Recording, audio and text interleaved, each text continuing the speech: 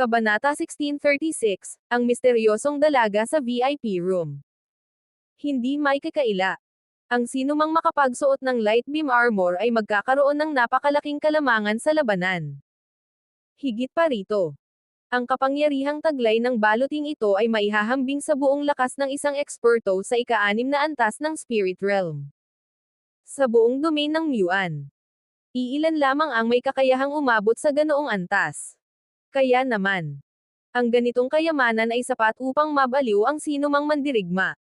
Muling nagsalita ang tagapangasiwa ng subasta. Bagamat 3 beses lamang maaaring gamitin ang light beam attack sa loob ng isang araw. Naniniwala akong sapat na iyon upang baguhin ang takbo ng isang labanan. Ang panimulang presyo ay 50,000 upper grade spiritual stones. At bawat dagdag na bid ay hindi bababa sa 1,000 upper grade spiritual stones. Sa isang iglap, sumabog ang buong auction hall. 53,000, 58,000, 60,000. Sunod-sunod ang sigawan ng mga presyo. May ilan pang desperadong humihiram ng spiritual stone sa kanilang mga kasama. Kapatid, pahiram muna. Kapag nakuha ko ang baluting iyon, ibabalik ko ng doble. Ngunit, walang gustong magpahiram. Dahil alam ng lahat, ang light beam armor ay isang kayamanang bihirang makita. Habang nagkakagulo ang buong bulwagan, isang malamig na tinig ang biglang narinig mula sa isa sa mga VIP room. Emph. Kumpletong set lang ng baluti. Bakit parang mga taga-probinsya ang reaksyon ng mga taong ito? Punong-puno ng paghamak ang kanyang boses. Sa loob ng VIP room, isang gwapong binata ang nakaupo ng may mapagmataas na ngiti. Sa kanyang tabi, may isang dalagang pambihira ang kagandahan. Maputi ang kanyang balat na tila nyebe. Malajade ang kanyang mukha. Nakasuot siya ng mapusyaw na asol na kasuotan at tahimik lamang na nakaupo. Bagamat bata pa ang kanyang anyo, may taglay siyang pambihirang dignidad at katahimikan. Ang dalagang ito ay walang iba kundi si Liu Xuanji. Isa sa mga pinakatanyag na alagad ng Alchemist Mansion. Kung nagkataong makita siya ni Zephyr, marahil ay agad siyang aalis upang maiwasan ang anumang problema. Napatingin sa kanya ang binatang nasa tabi niya. Sa inyong Soaring Palace, malamang ay hindi na mahalaga ang ganitong uri ng kayamanan. Bahagyang ngumiti si Liu Xuanji. Ngunit aaminin kong, bihira pa rin ang ganitong kompletong armor set. Agad namang nagsalita ang binata. Kung gusto mo, bibilhin ko ito para sa iyo. Ngunit mahinahon lamang na umiling si Liu Xuanji. Hindi na kailangan. Kung gugustuhin ko, kaya kong bilhin ito gamit ang sarili kong kayamanan. Bahagyang natigilan ang binata. Ngunit mabilis din niyang naitago ang kanyang pagkailang sa likod ng isang pilit na ngiti. Samantala, nagpatuloy ang mainit na labanan sa bidding. Hanggang sa wakas, naibenta ang light beam armor sa halagang 70,000 upper grade spiritual stones.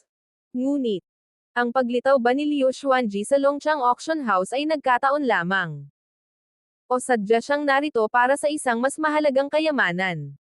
At paano kung magtagpo silang muli ni Zephyr? Ano ang mangyayari kapag muling nagsalubong ang kanilang mga landas? Abangan ang susunod na kabanata. Kabanata 1637, ang Martial Divine Stone. Ang upper grade spiritual stones ay hindi ordinaryong kayamanan. Napakabihira ng mga ito. Tanging ang malalaking akademya at makapangyarihang puwersa lamang ang may kakayahang gumastos ng ganoon kalaking halaga. Habang pinagmamasdan ang sunod-sunod na mga kayamanang isinusubasta, hindi maiwasang humanga si Zephyr. Talagang kahanga-hanga ang Longchang Auction House. Isa-isa nitong inilalabas ang mga kayamanang halos hindi makita sa labas. Ngunit kahit ganoon, wala pa ring nakatawag ng kanyang pansin. Hanggang sa dumating ang ika-15 kayamanan. Biglang naging seryoso ang tagapangasiwa ng subasta. Ang susunod na kayamanan ay isang napakabihirang bagay. Tinatawag itong Martial Divine Stone. Sa sandaling marinig ang pangalang iyon, biglang nagningning ang mga mata ni Zephyr. Martial Divine Stone. Isang kayamanang halos hindi na makita sa loob ng daan-daan. O maging libu-libong taon. Hindi niya inakalang lalabas ito sa Longchang Auction House. Kasabay nito, nagkaroon ng matinding usapan ang buong auction hall. Tama nga. Noong sinaunang panahon, karaniwan lamang ang bagay na iyan. Ngunit ngayon, isa na lamang itong napakabihirang kayamanan. Sayang nga lang. Halos wala nang nakaalam kung paano ito gamitin. Unti-unting inilabas ang Martial Divine Stone. Isa itong sinaunang bato na puno ng misteryosong aura. Mistulang may dumadaloy na sinaunang kapangyarihan sa loob nito. Sa unang tingin pa lamang, ramdam na ang bigat ng presensya nito. Tahimik na napangiti si Zephyr. Ito nga, ang hinahanap ko. Para sa iba, isa lamang itong kakaibang bato. Ngunit para kay Zephyr, napakahalaga nito. Bagamat ilang metro lamang ang laki nito sa kasalukuyan.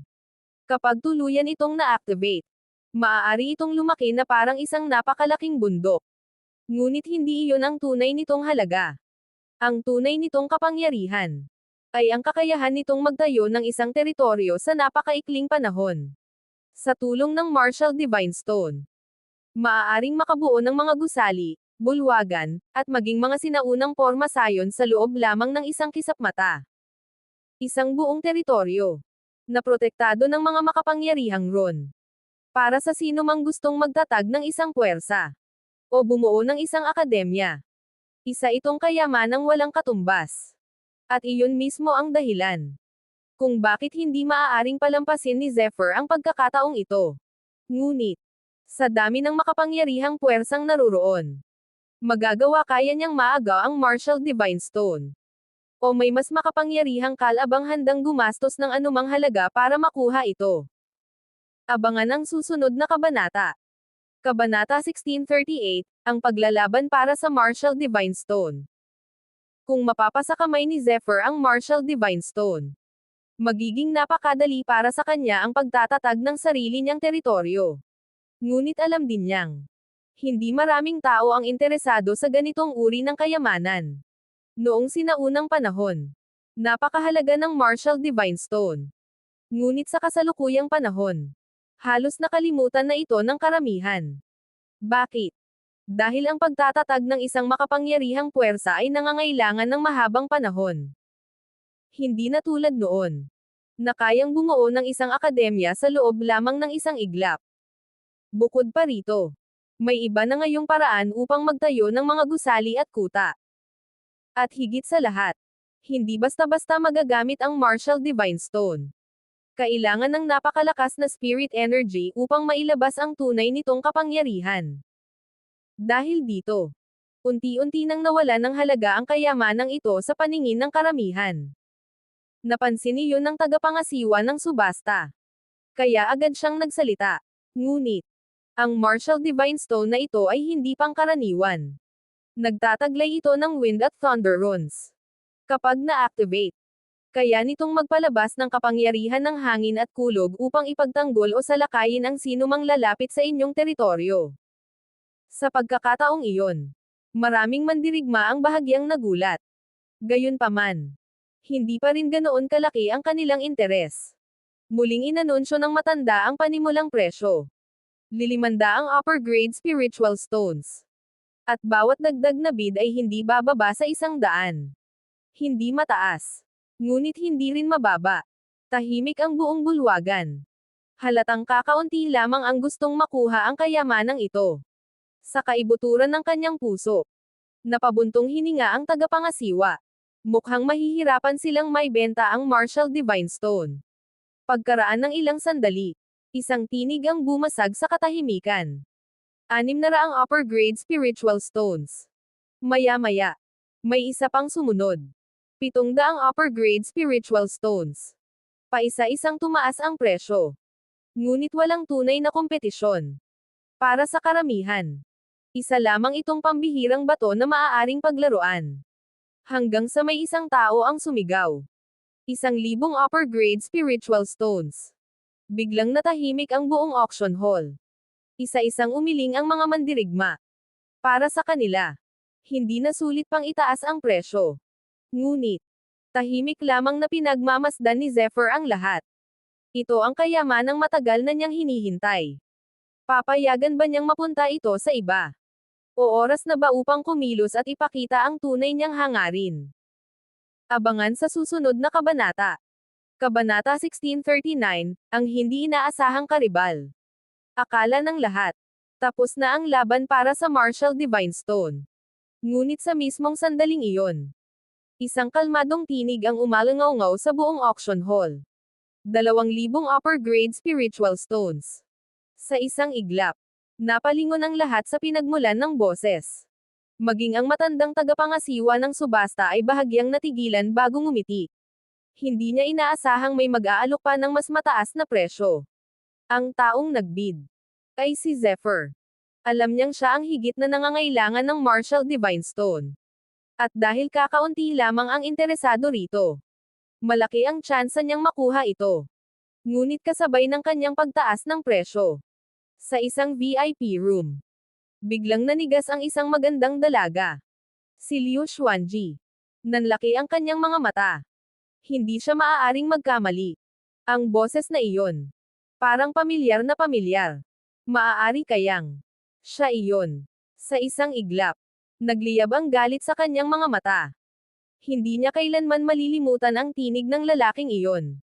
Ang lalaking matagal na niyang gustong makaharap. Napansin agad ng binatang katabi niya ang pagbabago ng kanyang ekspresyon. Xuanji. May problema ba? Mahigpit na kinuyam ni Liu Xuanji ang kanyang mga kamao. Wala. Maikli ngunit malamig ang kanyang sagot. Bagamat pilit niyang pinipigil ang sarili. Halata ang galit sa kanyang namumulang mukha. At sa paningin ng iba, mas lalo lamang siyang naging kaakit-akit. Tahimik na napasingkit ang binatang nasa tabi niya. Sa isip niya, may kaugnayan ang misteryosong bidder sa biglaang pagbabago ng emosyon ni Liu Xuanji. Samantala, muling nagsalita ang tagapangasiwa. 2,000 upper-grade spiritual stones. Isang beses. 2 beses. Ngunit bago pa niya maibaba ang martilyo, isang malakas na boses ang muling umalangaw. 2,300. Kasunod nito, isa pang presyo ang nagpayanag sa buong bulwagan. 3,000 upper-grade spiritual stones. Biglang napakunot ang noo ni Zephyr. May hamarang sa kanyang bid. At hindi iyon ordinaryong tao. Agad na nagbulungan ang mga naroon. Iyan ay si Zhuang Hanzo ng Soaring Palace. Isa siya sa pinakamakapangyarihang kabataan ng Soaring Palace. Sino kaya ang nangangahas makipag-agawan sa kanya? Kung ako iyon, susuko na lang ako. Ang Soaring Palace ay isa sa pinakamalalakas na puwersa sa buong domain ng Muan. Habang lumalakas ang bulungan, lalong naging tensyonado ang buong auction hall. Ngunit sa gitna ng katahimikan, muli na namang narinig ang kalmadong tinig ni Zephyr. Hindi siya umatras. Hindi siya natakot. Ngunit, hanggang saan kaya ang kaya niyang itaya para makuha ang Martial Divine Stone? At bakit tila interesado rin dito ang isang makapangyarihang tao mula sa Soaring Palace? Nagkataon lamang ba ito?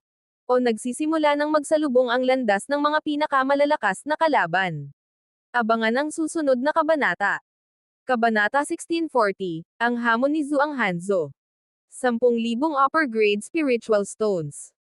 Muling umalangaw ang tinig ni Zephyr. Sa pagkakataong ito, hindi lamang niya itinaas ang presyo. Halos dinobol pa niya ito. Sa isang iglap, natahimik ang buong auction hall. Lahat ng mata ay sabay-sabay na napako sa VIP room kung saan naroon ang misteryosong bidder. Hindi sila makapaniwala. Sino ang taong ito? At bakit tila wala siyang pakialam sa pagkakakilanlan ni Zhuang Hanzo? Alam ng lahat na ang batang Panginoon ng Soaring Palace ay hindi isang taong dapat basta-basta hinahamon. Ngunit si Zephyr, ni Katie na pag-aalinlangan ay wala. Para bang ang 10,000 upper-grade spiritual stones ay isang maliit na halaga lamang. Ang hindi alam ng karamihan.